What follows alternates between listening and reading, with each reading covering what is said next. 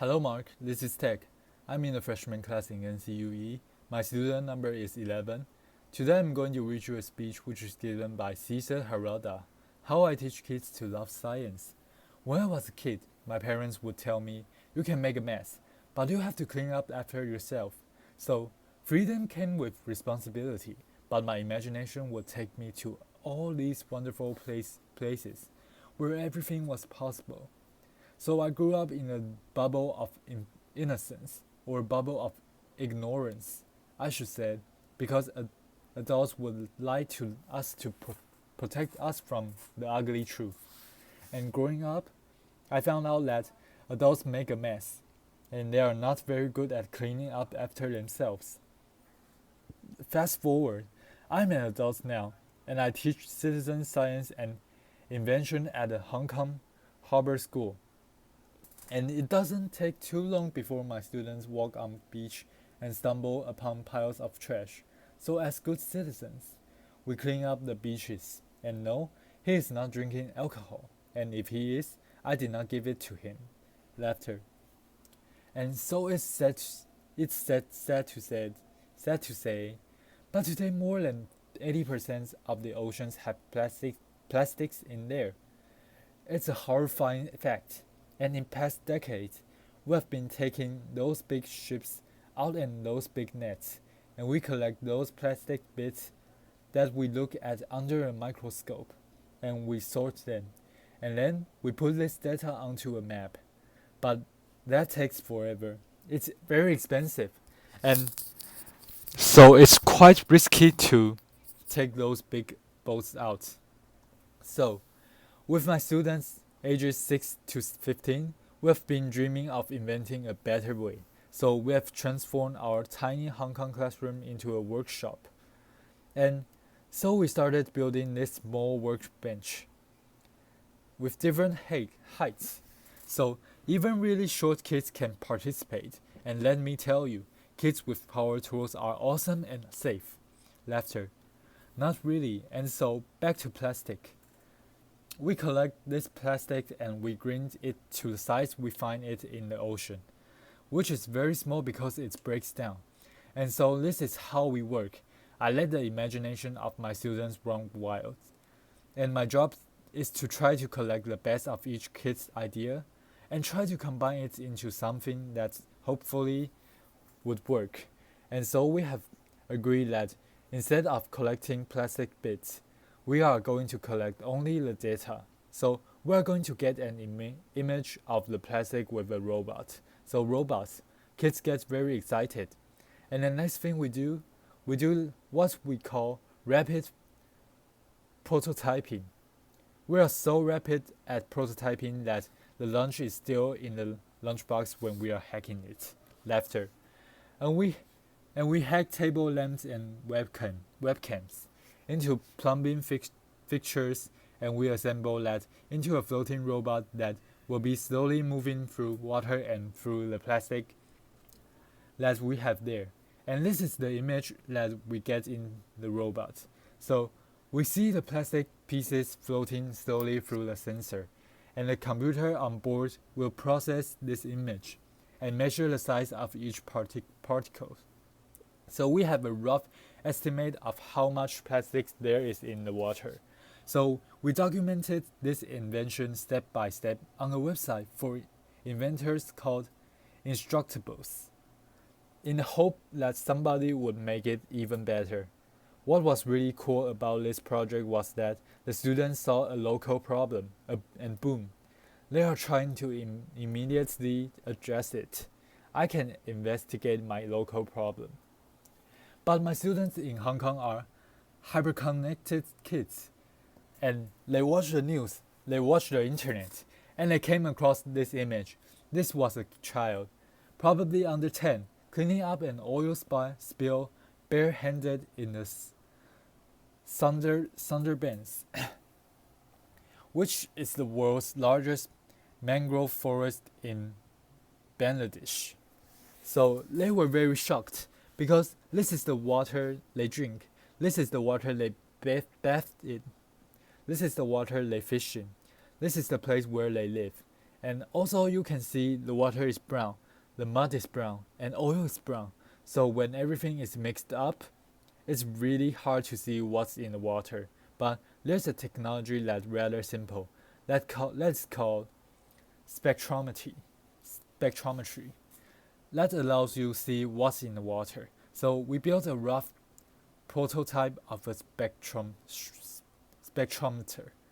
and you can shine light through different substances that produce different spectrums.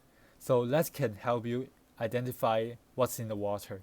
So we packed this prototype of a sensor and we shipped it to Bangladesh. So what was cool about this project was that beyond addressing a local problem or looking at the local problem, my students used their empathy and their sense of being creative to help remotely other kids. I can investigate a remote problem.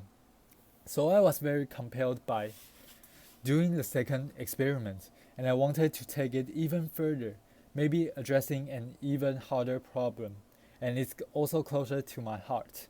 So I'm half Japanese and half French, and maybe you remember in 2011, there was a massive earthquake in Japan. It was so violent that it triggers several giant waves. They are called tsunami, and those tsunamis destroyed many cities on the eastern coast of Japan. More than 14,000 people died in an instant. Also, it damaged the nuclear power plant of Fukushima, the nuclear power plant just by the water. And today, I read the reports, and an average of 300 tons of the leaking from the nuclear power plant into the Pacific Ocean. And today, the whole Pacific Ocean has trace of contamination of cesium 137. It can look like most of the radioactivity has been washed away from the Japanese coast, and most of it is now. It looks like it's safe, it's blue. Well, reality is a bit more complicated than this.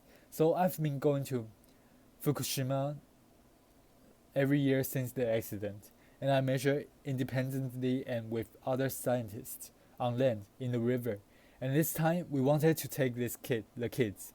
So of course we didn't take the kids. The parents wouldn't allow that to happen. After.